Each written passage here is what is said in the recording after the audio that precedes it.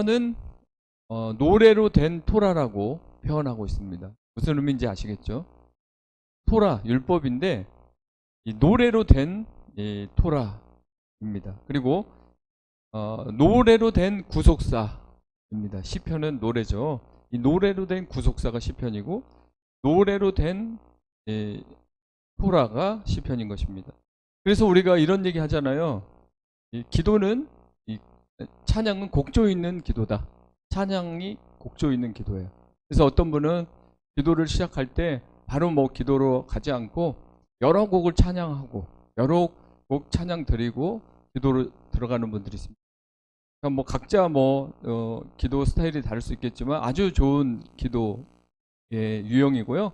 또 여러분이 이제 찬양하는 것은 곡조 있는 기도이기 때문에 하나님을 찬양하면서 기도하는 삶이 이루어지기 때문에 여러분 시편을 많이 이렇게 암송하시고 외우시고 노래로 된 구속사, 노래로 된 토라, 이게 시편이라는 것을 꼭 기억했으면 좋겠습니다.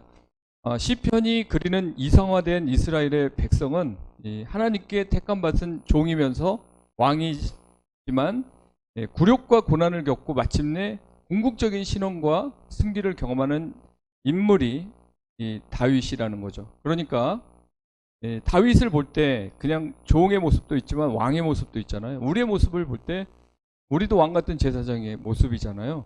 자, 근데 왕이면서도 고난을 당하고 왕이면서도 굴욕을 당하고, 자, 우리도 마찬가지 왕 같은 제사장이지만 살아갈 때 어쩔 때는 굴욕을 당할 때가 있어요. 예수님도 십자가에서 굴욕을 당하셨고 고난을 당하셨죠. 자, 그러나 마침내 궁극적인 하나님의 신원이 있다는 거죠.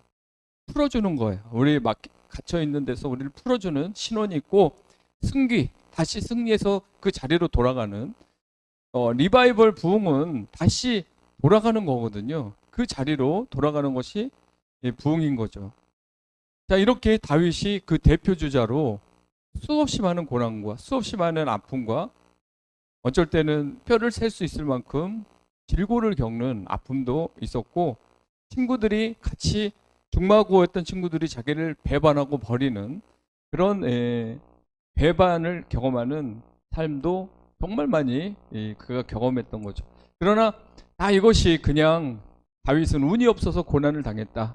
다윗은 그냥 시대를 잘못 태어나서 그렇게 고통을 당했다. 이렇게 치부되는 것이 아니라 그 고난을 통해서 하나님을 찾게 됐고 그 고난 가운데 하나님의 도우심을 통해서 그가 승리자가 되었다. 그는 겸손해졌고 고난 때문에 겸손해졌고 고난 때문에 믿음이 좋아졌어요. 나빠진 게 아니죠. 그래서 고난을 통해서 회의주의자로 전락하는 신앙인들이 있고, 이 고난이 더 풍랑이연하여서 더 빨리 배가 가듯이 고난이 그 사람을 더 다지고 만들어서 다듬어서 보석으로 만드는 경우가 있습니다. 여러분은 어떻습니까? 여러분은 이 고난을 좋아할 사람은 없지만 이 고난을 당할 때 나는 이 고난 때문에 이 고난 속에서 부르짖어도 하나님이 응답하지 않고 내가 이렇게 어느 정도 인내했음에도 불구하고 여전히 침묵하신 하나님 앞에 나는 더 이상 기도하지 않겠다. 믿음은 무슨 믿음이냐 하면서 회의주의자가 돼버리는 그런 사람이 나타날 수 있고, 이 고난을 통해서 오히려 그냥 어린아이가 막 엄마 붙잡고 시장도 못 가게 막 엄마 하고 이렇게 매달리고 붙잡듯이 그렇게 하나님께 더 가까이 나감으로 그 하나님의 사랑을 받고 헤세드의 인자하심을 경험하고 결국 승리자가 되는 경우가 있습니다. 그래서 여러분, 이 다윗의 시편을 보면서 그가 고난당할 때 우리도 그 고난을 연상해보고 그가 신원받고 그가 승리의 자리로 올라갈 때 우리도 같이 그 자리에 올라가서 승리자의 외침, 승리자의 그 선포를 같이 누렸으면 좋겠습니다.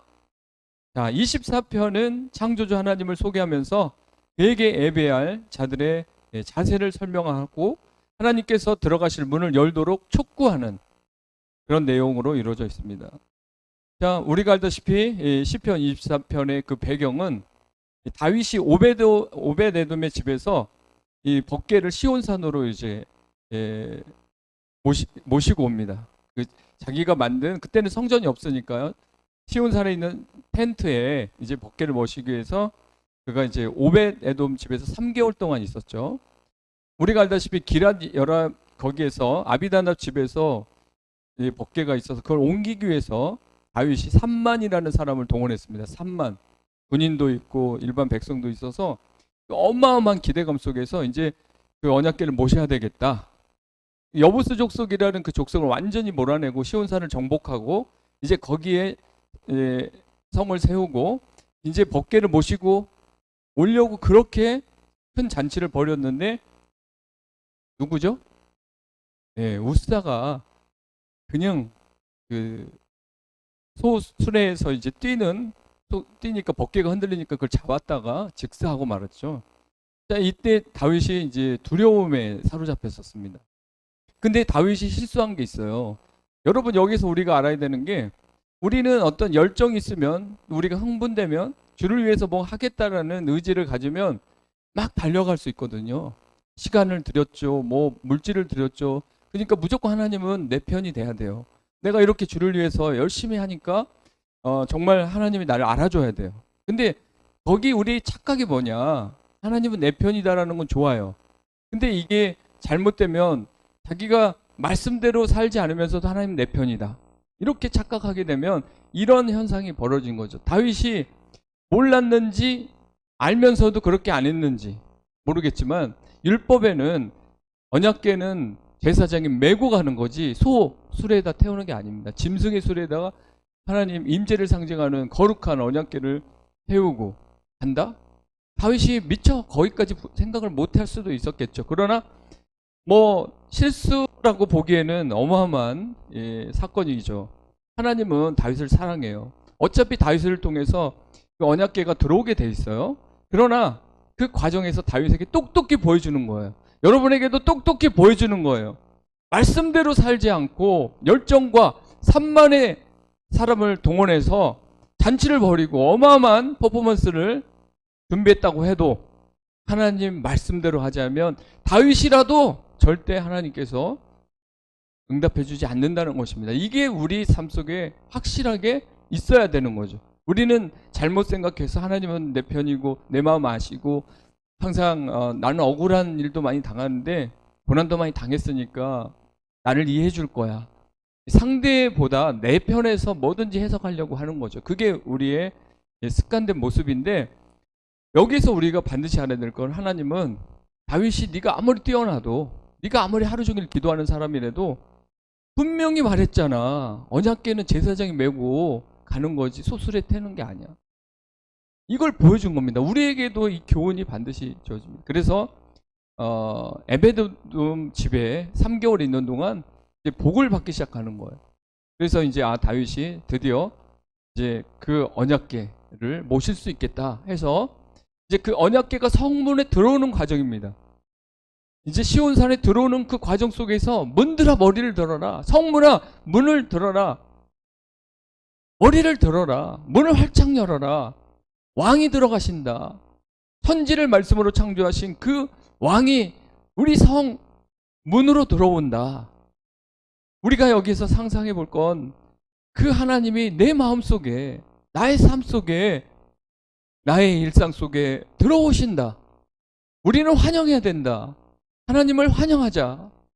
그 하나님의 임재가 다가오고 밀려오고 있다. 환영하자. 여러분이 그런 마음으로 계속 하나님 앞에 나가면 하나님의 그 임재와 영광은 계속 여러분 그림자처럼 계속 함께 하실 줄 믿습니다. 이때 법궤는 하나님 임재를 상징합니다. 따라서 본신은 창조주 하나님이 성도들 가운데 임재하실 때 성도들의 마음문을 열도록 촉구하는 것이라는 거죠.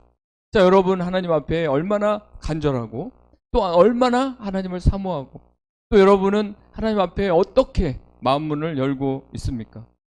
문을 열라고 촉구하는 것이에요. 그리고 여러분에게 말씀대로 살기를 촉구하고 있는 것이고, 나에게 가까이 오라 라고 촉구하고 계시는 메시지가 있는 것입니다. 제가 이번에 한 7일 동안 이렇게 정말 하나님만 바라보면서, 어떤 때는 한 3박 4일은 누구하고 말 한마디 못 해보고 혼자 진짜 하늘만 바라보고, 혼자 있었던 경험을 했습니다. 정말 여러분 견딜 수 있겠어요? 편해서 저는 잠을 많이 자는 스타일이 아니라 잠자면 좋겠죠. 근데 잠도 안 와요. 근데 그런 가운데서 기도하다 보면 이제 성도님들을 위해서 막 기도하면 이제 막 정말 기쁨이 있고 소중함이 느껴지더라고요. 여러분 정말 소중한 분들이에요. 그런 가운데서 이제 외부적으로 우리 성도들 기도를 하고 또 생각나게 할 때가 있어 하나님. 근데 어떤 한 분이 막 생각났어. 근데 그분이 생각나서 막 기도를 하는데 정말 뭔가 촉구하는 것 같았어. 하나님이 그분에게 천지를 말씀으로 창조한 하나님이 이 세계에 있는 모든 것들의 소유자다. 모든 소유권은 하나님께 있다. 그 주권 하나님께 있다. 그래서 혹시 내가 내 자식도 내 생명도 내 물질도 너무 집착해서 소유권을 내가 가지려고 하는 이제 그런 세월이 너무 긴 사람들 있죠. 조심스러운 거예요. 왜냐하면 하나님은 우리가 연약하기 때문에 몰라서 뭔가 깨닫지 못해서 뭔가 붙들고 있고 허탄한 것에 마음을 쓰고 있고 내려놓지 못하는 것들이 있을 수 있습니다. 그러나 그게 10년, 20년, 30년 계속 갔을 때는 이게 중독인 거예요. 거기에 대한 소유권을 자기가 행사하려고 하는 거죠. 아무리 예배를 드리고 아무리 성경을 봐도 그 매여있는 그 하나를 풀지 못하는 안타까운 현실 속에 살아갈 수 있습니다. 저도 그렇고 여러분. 그래서 우리가 멘토가 필요한 거예요. 앞에서 이끌어주는. 그래서 목사들도 재교육 받아야 되는 게 없잖아요. 뭐 교회에서는 예를 들어서 여러분들이 예를 들어 제 허물이 있는 거 전 100% 인정하고 여러분도 다 보고 있는 거예요. 그러나 쉽게 말 못하잖아요. 그러면은 누가 이제 제 위에 있는 어떤 분이 계시면은 예전에 이양무 목사님 계셨고 그러면 뭐 설명해주고 지시해주고 하면은 제가 뭐 요즘에는 꼰대라고 하잖아요. 뭐 조금만 얘기하면은 되게 이제 부담을 가져요. 이게 이제 사회 문화가 됐어요. 그래서 부모도 자식한테 잔소리를 못 하죠. 했다가는 괜히 막 부담 갖고 고개 숙여 버리니까 무슨 바른 말을 하고 싶어도 못 합니다. 설교도 마찬가지죠. 1호의 설교는 마음을 활짝 엽니다. 사람들이. 그러나 하나님 말씀의 칼 같은 메시지, 우리를 막 흔들어 깨우는 메시지, 이런 메시지에는 사람들이 좀 굳어 있어요. 또 하나님이 또 사랑을 안 하시고 맨날 나한테 정신 차리라고만 하시나? 또 이런 마음에 자기도 모르게 그 마음 문을 닫게 되는 경우가 있어요. 자, 그래서 자기는 뭐 하나님의 은혜다, 하나님으로부터 뭔가를 받았다 이렇게 말을 하지만 뭔가 이게 집착하고 있는 거 있어요. 자기가 꽉 붙들고 있는 거, 이걸 풀지를 못하는 거죠. 그분이 생각난 거예요. 그래서 계속 기도가 나와요. 이제 그만해야지, 이분 기도 그만해야지. 근데 이게 어느 정도 심각한 거냐면 만약에 그걸 그분이 계속 붙잡고 있다면, 그걸 계속 자기 소유로 인정하고 계속 그걸 잡고 있다가 돌아가신다면 어떻게 될까? 이제 이런 생각이 막 들어오기 시작하는 거죠. 우리 교회 성도는 아닙니다. 다른 교회 분인데 이제 그러면서 간절히 기도가 나왔어요.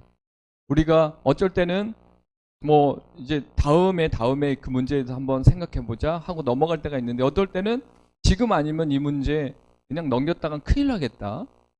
이제 이럴 때가 있어요. 그러면 거기에 집중해서 기도를 해야 되는 게 우리 이게 주님이 보내신 사인인 것입니다. 자, 그렇습니다. 이 시편 크게 네 단락으로 구성되어 있죠. 그래서 우리가 1, 2절은 창조주 하나님이 우주적 왕권을 가지고 계시다. 다윗은 뭐 정확하게 그가 보았어요. 땅과 거기 충만한 것과 세계와 그 중에 거하는 자가 다 여호와의 것이다라고 분명히 못 박았습니다. 그러면 자기도 하나님 거라는 거죠. 그렇죠? 이게 아주 중요합니다. 신앙 고백인 거예요. 나는 주님의 것이다. 주님이 나를 소유하고 있다. 이렇게 생각할 때 어떻게 보면 우리가 뭐 뺏기는 게 아니고 손해보는 게 아니라 그분이 나의 소유자니까 내가 안전하다라는 생각이 들지 않겠습니까? 그렇죠? 뭐든지 생각하는 거 보면, 말하는 거 보면 그 사람 상태를 알 수 있고 신앙을 알 수 있는 겁니다. 다윗은 자랑스럽게 창조주 하나님에 내가 속해 있고 나는 그의 소유다 라는 게 가장 앞부분에 서두에 나와 있는 것입니다. 다 여호와의 것이로다. 여호와께서 그 터를 바다 위에 세우시며 강들 위에 건설하셨도다. 자, 그렇습니다. 두 번째, 3절에서 6절은 주님의 도덕적 왕권. 그래서 하나님의 산에 오를 자 누구냐? 오를 자 누구냐? 그 시온산에 들어갈 수 있는 자격을 갖춘 자는 누구냐? 도덕적이어야 된다. 뭐 손이 깨끗해야 되고 허탄한 데 마음을 두지 않아야 되고. 자, 요즘에 그 JMS 문제로 정말 이제 욕 많이 먹고 어떻게 사람들은 저렇게 속을 수 있을까? 그래서 이제 정말 많은 사람들이 그런 얘기를 하고 있더라고요. 참 옆에서 밥 먹다가 듣는 경우도 있는데 이거 난처한 상황인데, 이 영성을 우리는 강조했습니다. 기독교에 특히 이제 순복음에서도 영성이라고 하면요, 이 순복음에서는 이 성령 충만을 강조해요. 다 맞는 거고. 또 장로교에서는 경건을 말합니다. 이제 경건한 삶, 영성이 있는 사람 경건한 거 아니야. 그리고 성결교에서는 성결, 거룩을 이제 영성은 거룩이다 이렇게 말하는 것이죠. 그리고 기독교 장로회 기장 쪽에서는 그 삶이다, 봉사. 그러니까 사회에 나가서 약자를 돕고 에큐메니컬 운동을 하는 그게 영성이다. 맨날 교회에서 이렇게 예배 드리고 사회에 나가서는 돕지도 않고 앞장서지도 않는 단체로서 이렇게 전락한다면 기독교가 어떻게 보이겠느냐. 이제 뭐 이렇게 해서 다 영성에 대해서 말하고 있는데, 자, 영성도 아주 중요해요. 기도 많이 하고 말씀 묵상해서 하나님 아는 지식을 갖는 게 아주 중요한데, 인성과 성품이 뒤따라주지 않으면 그 영성이 독이 될 수 있다는 것입니다. 하나님과 내가 친하다, 영권을 갖고 있다, 그래서 나는 하나님의 이름으로 당신들한테 명령한다, 이런 식의 메시지를 계속 나열하면서 자기의 삶은, 인성은 뒤따라주지 않는다. 겸손하지도 않고 또 상대의 공감과 동의해주지도 않고 다 자기 입장에서 뭐든지 자기가 다 옳고 남들이 무슨 얘기하면 다 틀렸다라고 이렇게 반박하는 그런 영성가는 오히려 정명석과 같은 사람이 될 수 있어요. 요즘에 어떤 목사님이 이렇게 발언을, 예수님도 실수했다라는 말을 했어요. 누가? 근데 이런 식으로 하면 이제 큰일 나게 되는 거예요. 그리고 독생자라는 표현을, 자기 아들이 독생자라는 거예요.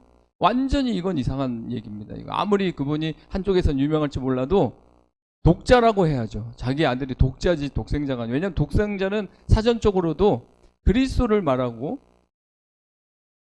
부부 관계를 통해서 낳은 아들이 아니라 성령으로 잉태돼서 태어난 그 독생자 유일한 한 사람 예수 그리스도 부르는 그 호칭을 자기 자식에게 쓴다는 거. 이게 순간 우쭐대고 순간 자기가 그 세계에 어떤, 자기가 말하면 다 듣고 자기가 얘기하면 다 하면 하니까 거기에 도취돼 버리는 거죠. 마귀는 이걸 노리는 것입니다. 근데 사람들이 이렇게 도덕적 왕권을 가진 하나님, 만약에 하나님이요 이 법을 만들어주지 않았다, 신의 산에서 발휘한 법이, 또 산상수훈의 팔복이, 또 예수님이 말씀하신 이 삶 속에 있는 그 계명들이 주어지지 않았다면 세상은 무법천지가 됐을 거예요. 규율이 없으니까요. 법이 없으니까 서로 자기가 법인 거예요. 그러면 정말 세상은 어떻게 됐겠습니까? 하나님이 말씀을 주어서 우리의 삶의 길을 열어준 건요, 정말 우리는 복받은 인생이에요. 그 법을 연구하고 그 법대로 살려고 하는 그 길을 찾아가는 우리의 모습은 정말 아름다운 모습인 거죠. 그래서 말씀을 삶의 기준으로 삼고 살아가는 삶. 그래서 제가 계속 강조했듯이 이 상황이 됐을 때 말씀은 뭐라고 할까? 말씀대로 한번 생각해 보자. 내 감정대로 말고 말씀대로, 말씀은 뭐라고 할까 해서 결국 말씀대로 나가게 되면 이 도덕적 삶을 우리가 누릴 수 있는 거죠. 도덕적으로, 인성적으로 안 갖춰진 분이 정말 앞에서 영성만 강조하게 되면 나중에 엄청난 파장이 일어납니다. 나중에 스캔들도 일어날 수 있고요. 정말 무서운 거죠. 세 번째는 주님의 군사적 왕권입니다. 영광의 왕이 문을 통하여 들어가신다. 영광의 왕은 강하고 능한 여호와시고 전쟁에 능하신 여호와시다. 그는 구원의 하나님이시요 만군의 여호와시라. 군사적 왕권, 모든 이 전쟁의 승리를 보장하는 그런 하나님의 군대가 있어요. 그 군대, 그 군사적 왕권을 찬양하는 모습입니다. 자, 그래서 이렇게 사면으로 돼 있는데 오늘 시간은 좀 지났는데 다시 한번 1연과 2연을 살짝 정리하고 마치고 우리 기도하는 시간을 가지려고 합니다.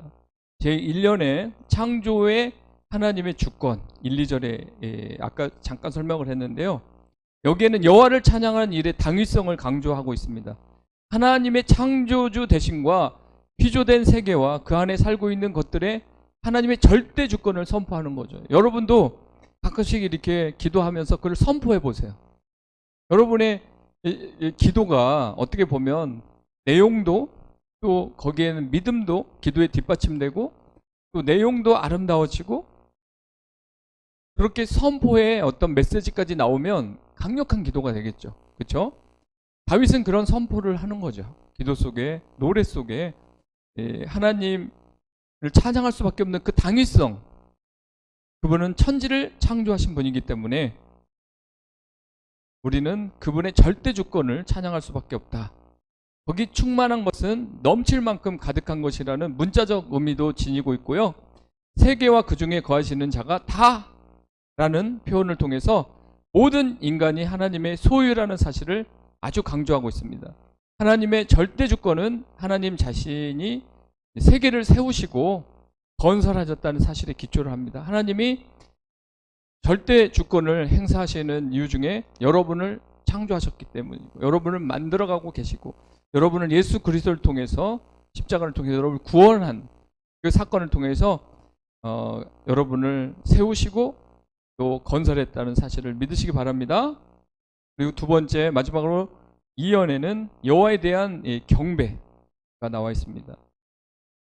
여호와께서 인간에게로 시선을 이렇게 돌리죠. 인간에게 이제 처음에는 하나님을 찬양했어요. 주권에 대해서 그의 영광을 찬양했죠.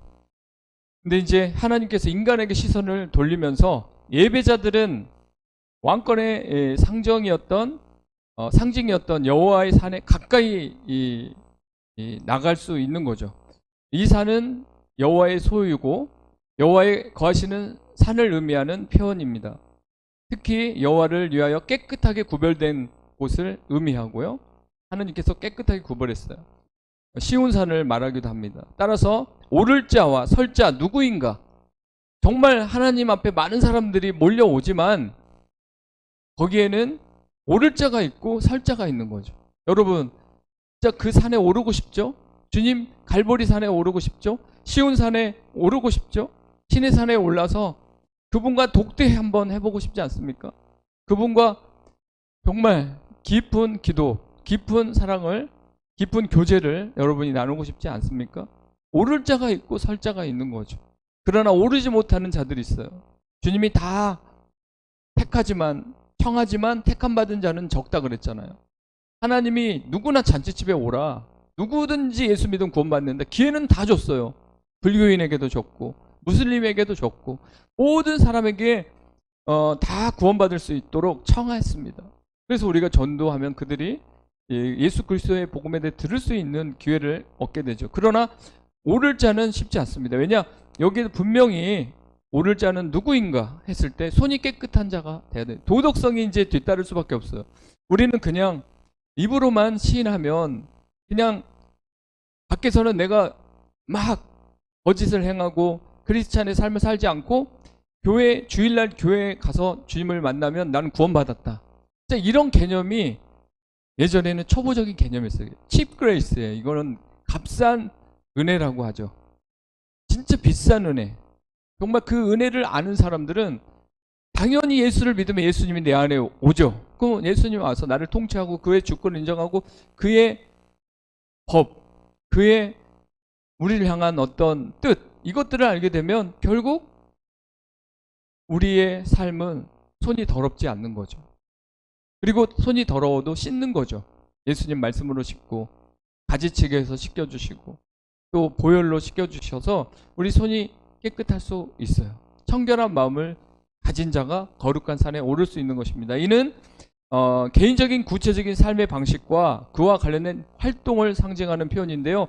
모든 활동에서 남에게 해를 끼치지 않는 자, 곧 사회적 개인적 삶에 흠이 없고 나무랄 데가 없이 깨끗한 자를 가리킵니다. 즉 행위와 생각에서 도덕적 완전성을 유지하는 자를 말합니다. 여러분, 여호와의 산에 오를 자, 주님을 만날 자, 주의 임재 가운데 들어갈 자, 주로 주님을 통해서 위로의 자리에 설 자, 복을 받을 자, 형통한 자의 삶에 들어갈 자, 그는 손이 깨끗하다고 그래요. 이 손은 모든 삶의 어떤 영역을 말합니다. 우리의 활동 속에서 정말 이 손이 정직한가, 우리의 삶이 정직한가, 이거를 우리는 한번 돌아봐야 됩니다. 뜻을 그리고 허탄한 데 두지 않는 자, 이 관용꾼인데 그 마음이 허탄하고 허무한 것을 품지 않는다는 거죠. 세상 사람들은 요즘 어떻습니까? 한 직장에서도 같이 뭐 성품도 좋고 인성도 좋지만 말하다 보면 뜻이 허탄한 데 있어요. 돈이 최고다. 그리고 젊을 때 놀자. 그리고 뭐 하나님, 종교에 대한 관심이 없다.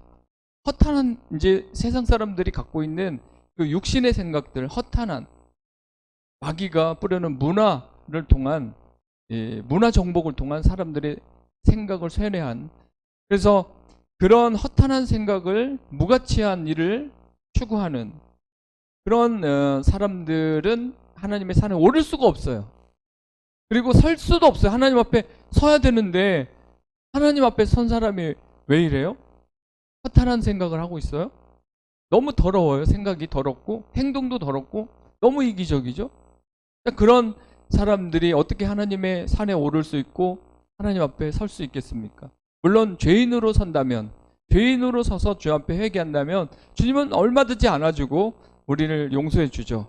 그러나 삶을 통해서 전혀 변화를 추구하지 않는다면 그의 허탄한 삶이, 허탄한 생각이, 무가치한 삶을 추구하는 모습이 결코 하나님을 기쁘시게 할 수 없다는 거죠. 그래서 어떻게 보면 허탄한데 마음을 두는 것은 우상 숭배를 하는 것이고, 자, 거기에 이제 하나 더 도덕적인 부분이 거짓 맹세 하지 말라는 거죠. 거짓 맹세. 이 거짓 맹세가 왜 절대 우리 크리스찬들이 해서는 안 되냐면 10계명 중에 3계명에 하나님의 이름을 망령되이 일컫지 말라 그랬어요. 죄 없다 하지 않는다. 우리는 막 하나님 이름으로 맹세할 때 있어요. 나 하나님께 맹세한다. 뭐 이렇게 하면서 순간을 모면하려는 사람들이 있고, 하나님 이름을 막 이렇게 남발하면서 지키지도 않는 공약을 남발하는 사람들이 있단 말이에요. 거짓 맹세 그 자체가 죄라는 겁니다, 여러분.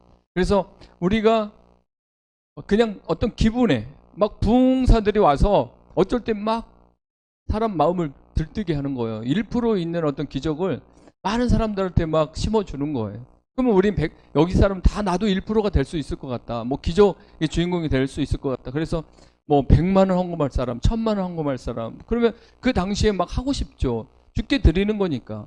자, 그렇게 해서 했는데 아무 일도 일어나지 않아. 다음에 또 부흥회를 했어. 또 다시 깨워주네. 그럼 다시 한번 또 해보자. 그래서 했는데 또 아무 일도 일어나지 않아. 막 거짓 맹세를 시키고, 또 만약에 그렇게 서원을 했는데 이제 할 수가 없는 거죠.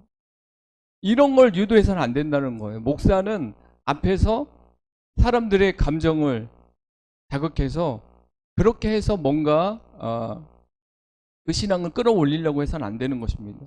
그리고 사람들에게 막 독촉해갖고 맹세해라, 하나님께 서원해라, 뭐 이런 식으로 유도해서도 안 되는 것이죠. 즉 이행하려는 의지도 없이 서약을 해서는 안 됩니다. 즉 구조적인 사회, 윤리적인 측면의 성결이나 언어의 성결이 마음과 신앙의 성결에 비롯되는 것이고, 그것과 긴밀한 연관을 지니고 있음이 함축되어 있는 거죠. 자, 이스라엘 백성은 자신의 말이 진실임을 입증하기 위하여 하나님의 이름을 종종 거들먹거리며 맹세하곤 하였는데, 자기 목적을 위해서 하나님의 거룩한 이름을 도용하는 일은 경고를 받게 되는 것입니다. 마지막으로 여호와께서 우리가 여호와께 나가는 목적은 하나님의 얼굴을 구하는 거죠. 얼굴, 하나님의 얼굴, 자비하신 얼굴, 은혜의 얼굴, 그 얼굴을 구하는 거지. 그분의 어떤 보물창고를 목표로 해서 그분에게 막 기도하는 게 얼마나 유치한지. 우리는 알려줘야 돼. 우리도 그렇게 하지 말아야 되고, 그런 기도를 하고 있으면 유치하다 너. 그 하나님 모든 세상을, 모든 세계를 소유하고 있는 그분 앞에 그분의 보물창고를 열어서 탐내며 그거를 얻겠다고 막 그것만 달라고 그렇게 기도할 게 아니라 그분의 얼굴을 구해라. 그렇게 우리가 나갈 때 하나님께서 자비와 긍휼, 도우심을 우리에게 베풀어 줄 믿습니다. 그렇습니다. 오늘 이 말씀 여기까지 하겠습니다. 정말 세상은 다 하나님께 속해 있습니다. 하나님의 작품이고 하나님 겁니다. 우리도 하나님의 것이죠.